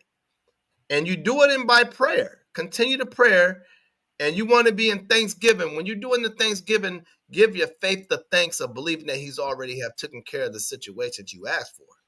It says, let your requests be made into to the Most High, right? Let all your requests, like, because he knows what you need before you even need it, right? Mm-hmm. You get Matthew 6. Matthew 6. Yep. It's verse 7 or 6, one of them. Mm-hmm. 6 and verse... Yeah, start at verse... Yes. Start at verse 7. Gotcha. Matthew 6, verse 7. But when ye pray, use not vain repetitions as the heathen do, for they think that they shall be heard for their much speaking. Mm-hmm. Be not ye therefore like unto them, for your Father knoweth what things ye have need of before ye ask. So the Most High know when you even like if you a woman that doesn't have a man, the Most High understands that. He understands that. He know it before you even asked him. But if you want a righteous man, he's going to send him your way as long as you got your mind right. Mm-hmm. If your mind is not right, then guess what? He's going to send you a man that is not right, and then it's going to make the procedure of really being with a quality man or even a quality woman is going to take it a lot longer because we can't rush the Most High. We have to be impatient in everything that we do with him, right? We have to understand that we don't stop either. Like it says in Isaiah 62:7, give him no rest. Give him no rest. Constantly praying and praying because you're giving your burdens to the Most High when you're going through these things. These are burdens when brothers and sisters really want to be married. And you can't find that person to be married. That's a burden. You know what I'm saying? And so therefore, don't give up though. Because the Most High, hey, no matter what, however it looks or however it seems, it doesn't mean that the Most High is not going to make it happen. But first, get yourself right. Because he understands he created marriage. It's a law. He created marriage into a law. Not saying you have to be married, but he made it a law so two can carry each other's burdens. So two can build an inheritance. Right? Give me Romans 12:12, and that's my last one I want to bring out with that. That's all right, King. Mm-hmm. Romans 12:12. When you're praying, this is what you got to do. Rejoicing in hope. So when you praying for that man or a woman, rejoicing in hope. Have hope while you're praying. Go ahead. Patient in tribulation. And when it gets hard, be patient about it. Go ahead. A continuing instant in prayer. Continue to pray. Like I said in Isaiah 62:7, give them no rest. Continue in prayer. Right? I'm selecting one more. This is make it real quick. Revelation 2:9. Right? No, we're good, King. We good. Right? Because God understands everything. Yahawashi understands everything we'll be going through. So never think that, hey, it's not happening and it's never, it seems like it's never going to happen. Don't give up. Because that's a burden that some of us have, right? And guess what? And those that do have it, you should encourage those that don't have it. Don't go, Israel play games. Like, things are like, look at, like, if some woman don't have a man, some women will go and try to throw it in their face. Like, that's wicked. The Most High take that man away from you want to act like that. It's the same thing with a man that want to just knowing that the man really wants it so much, but he wants to talk about how much good his wife really is, and he could be exaggerating. If he really means what he means, he then mean what it is. But always encourage the other person. Never feel like they never out, because you got to understand, in the community, when you see couples together, you may have someone have a burden on that. Like, dang, I wish I had that. And guess what? What you do as a brother or sister, uplift them. You know what I'm saying? Uplift them and keep them encouraged. That's how the Most High want us to do it. Read verse 9. You ain't got to read the whole thing. I'll tell you where I want you to stop at. I know thy works. I know the works, that you're working hard, you're praying to me and everything. Go ahead. And tribulation. Oh, your hardship about this. And poverty. I know that your weakness when it comes to that, right? But thou art rich. You are rich. Why you are rich? Because you can continue to pray to the Most High God. You can continue to pray because we got the greatest spirit that no man has. Israel got a God. So when we are feeling lonely and we need a marriage or we need relationships to help lift us up, we have the Most High. So that's why it makes us rich. Why? Because the laws and commandments is only given to us. So that's what makes us rich. The prayers that we give up to our God, as long as we got our mind up right, it goes to him and no other God. That's what makes us rich. I land there. That's all I wanted from right there. All right, King. Something slipped me. Something slipped me. I was going to say something. Maybe come back. But yeah. Oh, yeah. You see when you rush? The brother said, it's when your sisters rush. It's a two-edged sword. It's a two-edged sword. When your sisters rush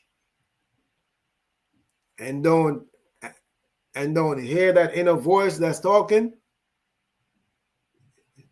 you end up with the wrong guy, and it doesn't last.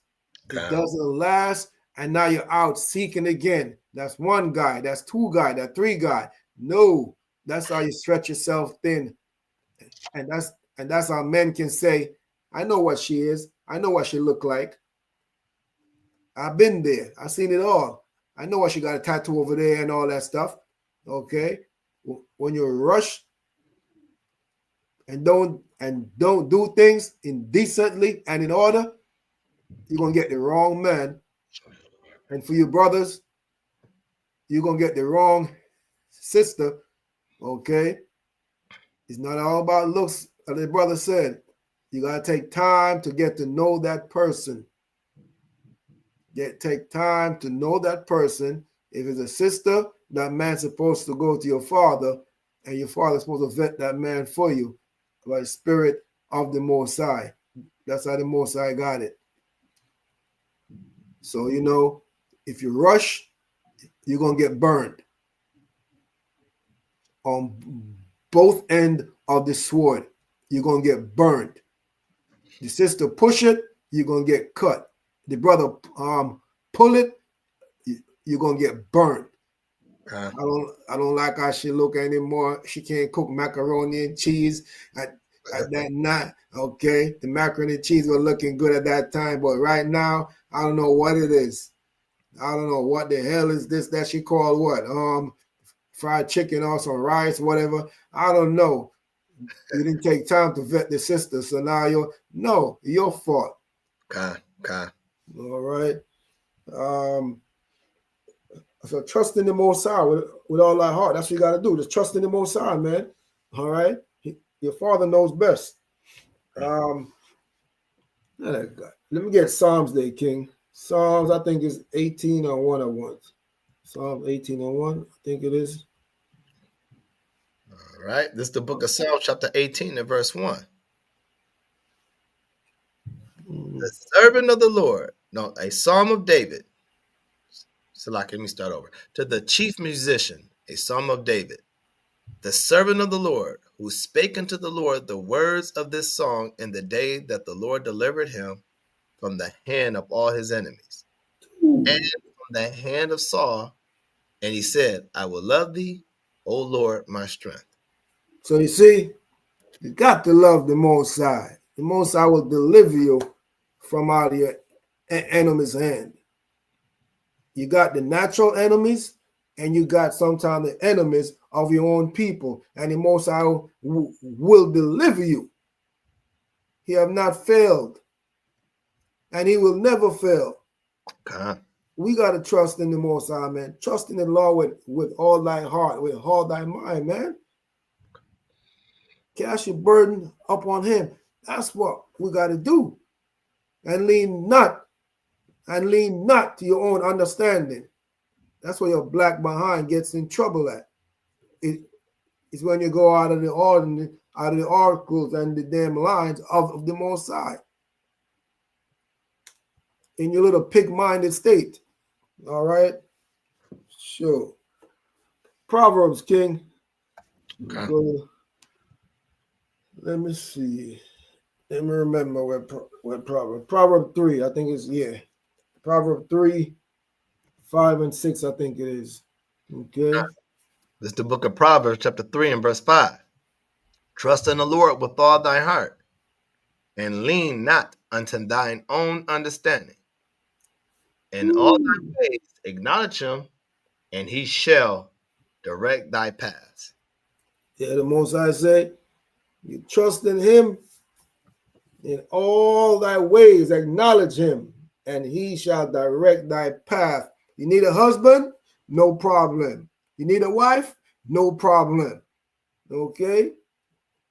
What you need? What you need, sis? No problem. The only thing that I ask for you to do is to be patient and what? And trust me. And trust me. Okay? Trust me. The Most High, we read it earlier, okay? The Most High know what you need before you even ask. He tell you that. He know what you need before you even ask. Okay? And Most High come back and tell you. Okay? He can number the hair that's inside your damn head. So therefore, he knows what's best for you. All you got to do is do what? Is trust in the Lord with all thine heart and lean not unto your own silly understanding. That's why the Most High said, your thought is not my thought in Isaiah. Neither your ways, not my ways.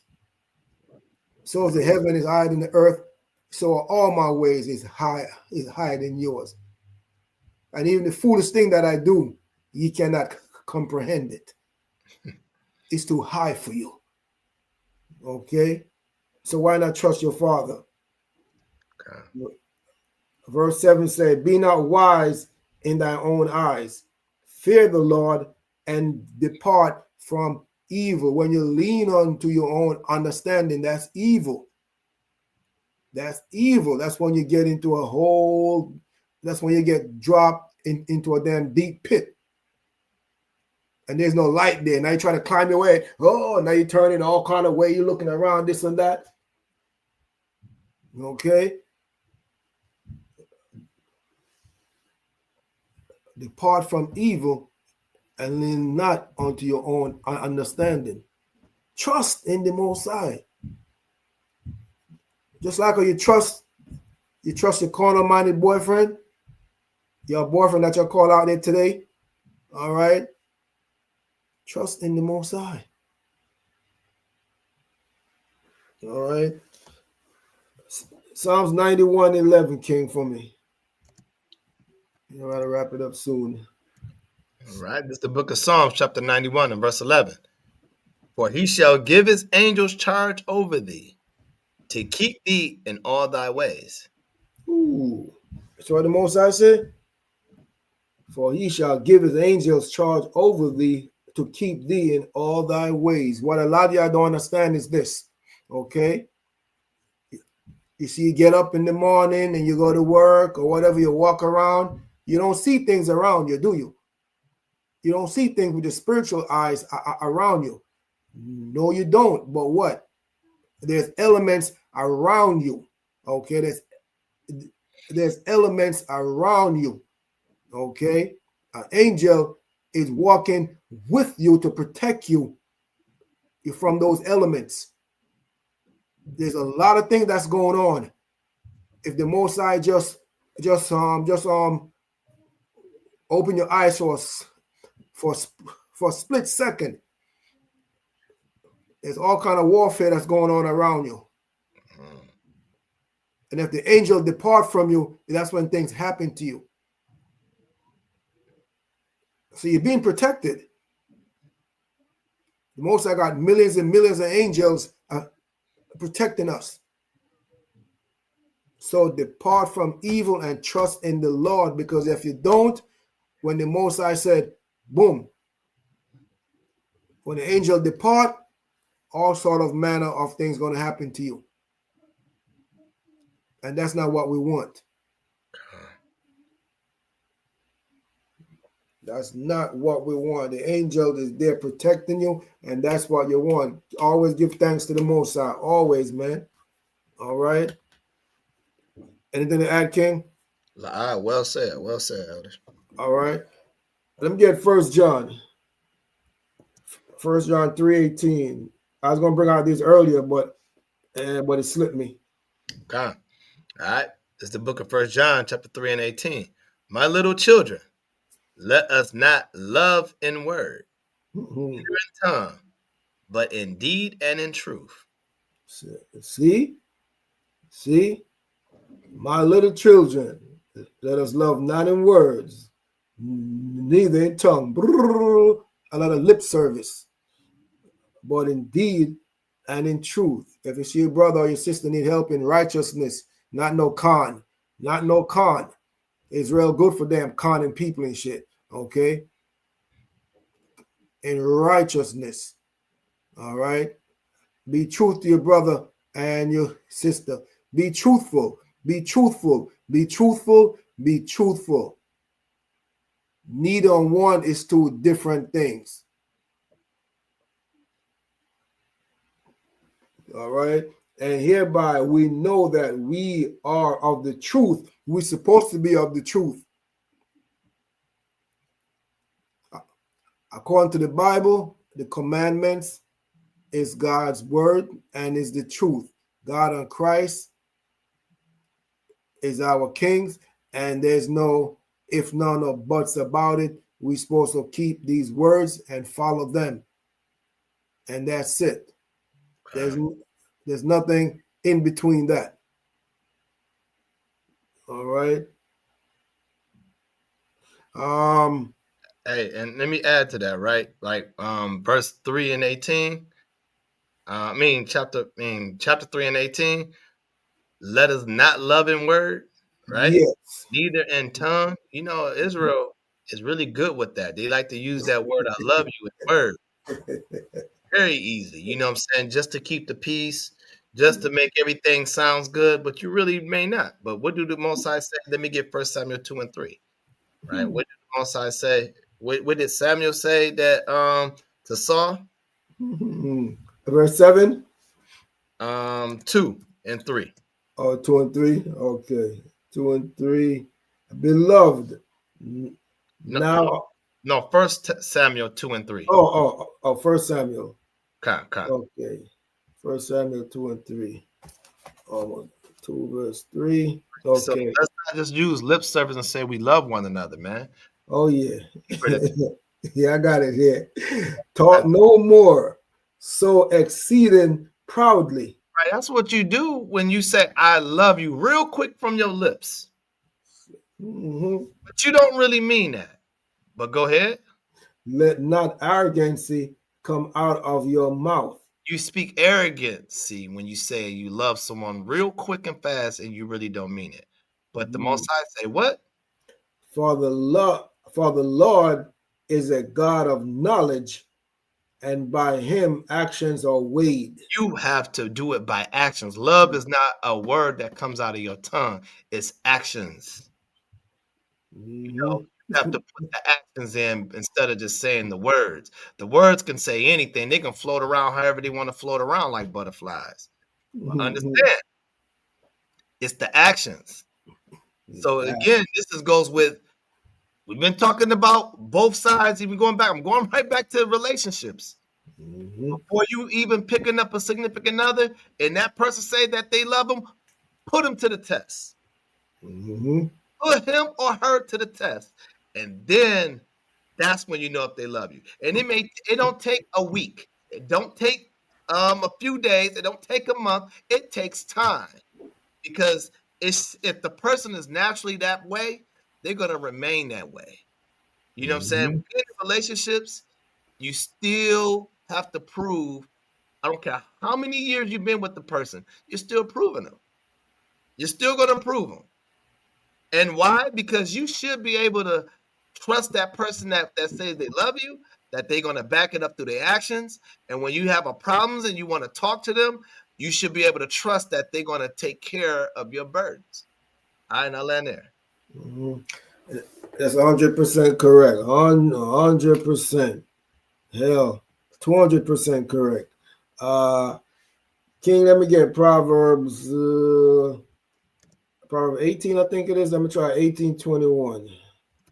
Let me see. Yeah. All right, this is the book of Proverbs, chapter 18 and verse 21. Yeah, just to back up what you're saying. I love you. I love you. All you want to do is get in her pants. I love you. I love you, baby. You know that love you look. Yo, I love this. Yo. And sometimes they be knowing they be lying, but still they go for that, and still they're gonna fall into that trap. You need to beat your damn self. Okay. Yeah, this is the book of Proverbs, chapter 18 and 21. Death and life are in the power of the tongue, and they that love it shall eat the fruit thereof. Ooh, I love you, brother. Yo, Mike, what's up, dog? I love you, man. I love you.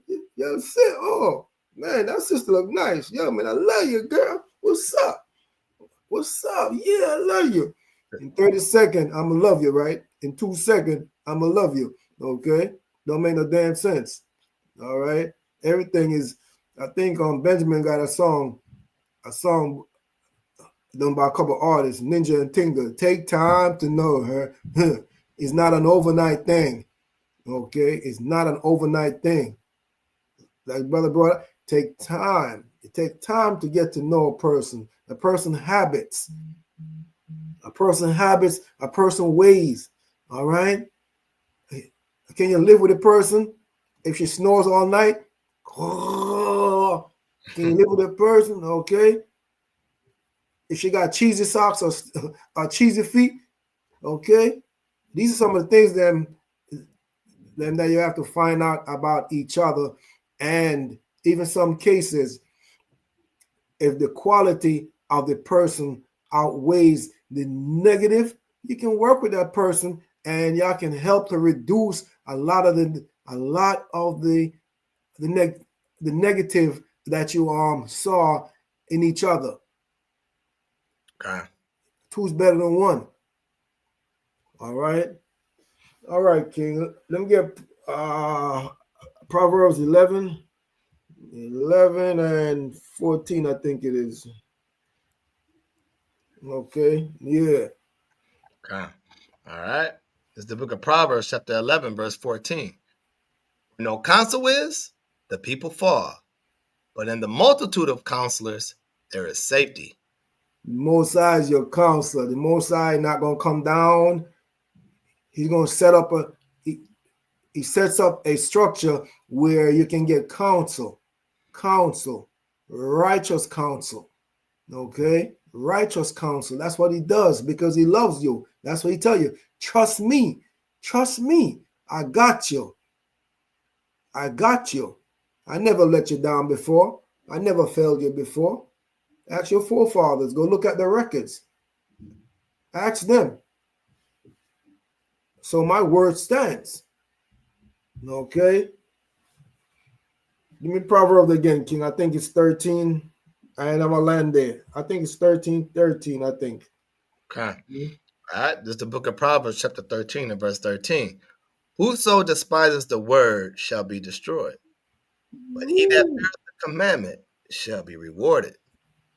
So the Most High say, whoso despises the word shall be destroyed, but he that feareth the commandment shall be rewarded. Because when you despise the Most High word, that means what? You don't want to get corrected. You don't want to be corrected.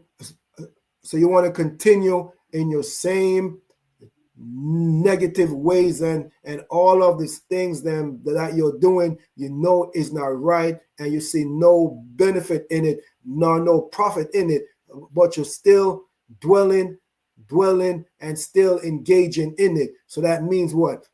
You despise the Most High words. All right. If you're alcoholic and you're still indulging in it and you refuse to acknowledge it and get help, you despise the Most High word, because you're supposed to do things in moderation and not hypocritically and stupidness and dumbness. Okay. If you're adulterous, okay, cut it out. The same thing. You hate the Most High word, and it's going to come back and bite you. Get out of it. Pray to the Most High. Trust the Most High. Ask the Most High, man. Trust. He's there for you. You know what I'm saying? I land there, King. Well said, Elder. Well said, man. It was definitely well-needed class. It's always every class that any brother bring out is well-needed, man. It touches someone, or it may touch the whole community, and definitely, man, this was definitely a strength for Israel to hear. So, no, definitely a way to bring this lesson out, brother. I definitely appreciate that, Elder, and I'm glad to be a part of it. I appreciate you, brother. Appreciate you. You know already. All right. And to Yasha Allah out there, only thing we can say, man, is it's just walk the straight path. Keep running. Keep fighting. Keep fighting. All right. Keep on fighting. Men and women. Okay. Let's be one and let's unite as one. All right. And let's keep these commandments of the Most High. Real quick, King. Matthew. Matthew. Yeah. This is the book of Matthew, chapter 26 and verse 6. When Yahushua was in Bethany, in the house of Simon the leper, there came unto him a woman having an alabaster box of very precious ointment, and poured it on his head as he sat at meat. But when his disciples saw it, they had indignation, saying, To what purpose is this waste? For this ointment might have been sold for much and given to the poor. When Yahushua understood it, he said unto them, Why trouble ye the woman? For she hath wrought a good work upon me. For ye have the poor always with you, but me you have not always. For in that she hath poured this ointment on my body, she did it for my burial. Verily I say unto you, wheresoever this gospel shall be preached in the whole world, there shall also this, that this woman hath done, be told for memorial of her. I don't know where the other people that get all of these negative things from. We love our sisters. We love our sisters, man. All right. We just want our sisters to do right, and I'm sure the sisters want our brothers to do right too. All right. But yeah, Yahushua said wherever the gospel is being taught, we're supposed to mention the wonderful work that sister did for him. Okay. She did a wonderful thing for him, man. With that, I said shalom, and I said, Shalom,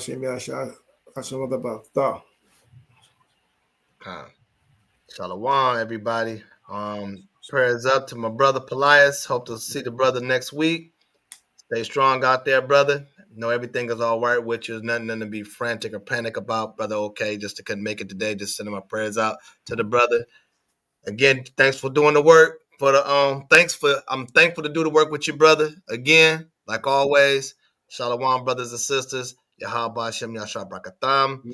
Yahweh Hashem Yahweh Shashamartha to your sisters. Shalom, family. Shalom, family.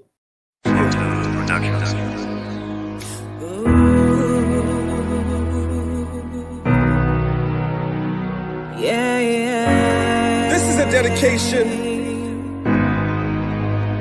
A little inspiration. Yeah. One day, when the war is won, victory will be yours. Victory's gonna be ours. It'll be yours. One day, when the kingdom comes, it'll be